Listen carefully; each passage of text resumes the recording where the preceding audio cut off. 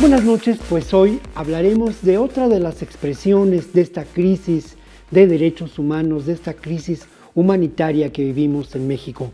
Una expresión cruel y desde mi punto de vista poco documentada.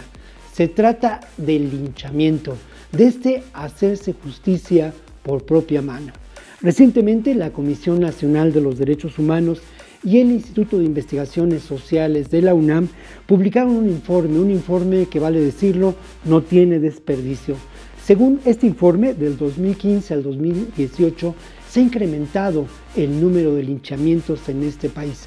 Prevalece en 5 estados, pero llama la atención que las zonas en las que se cometen con mayor frecuencia o que ocurren con mayor frecuencia los linchamientos son zonas de lo que podemos considerar la realidad rural-urbana, donde se mezclan estas dos realidades, como ocurre con el Estado de México en la zona conurbada de la Ciudad de México. ¿Por qué se da en estos lugares? Sin duda, porque son lugares en muchos casos sinónimo de abandono social.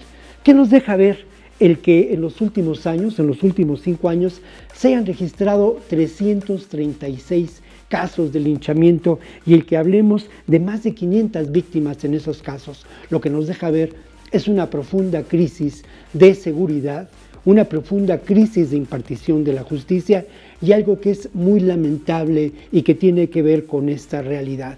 El que la procuración de justicia, el sistema de procuración de justicia de este país se encuentra sin duda también en una de sus mayores crisis. Es importante hacer ver que justamente la auténtica transformación de este país pasa por eso, por un elemento central que tiene que ver con la seguridad, pero que tiene que ver también con la procuración de justicia. Lamentablemente, los casos de linchamiento se han multiplicado en los últimos años en México, pero por hoy hemos concluido. Nos encontramos la próxima ocasión aquí en 21 Noticias.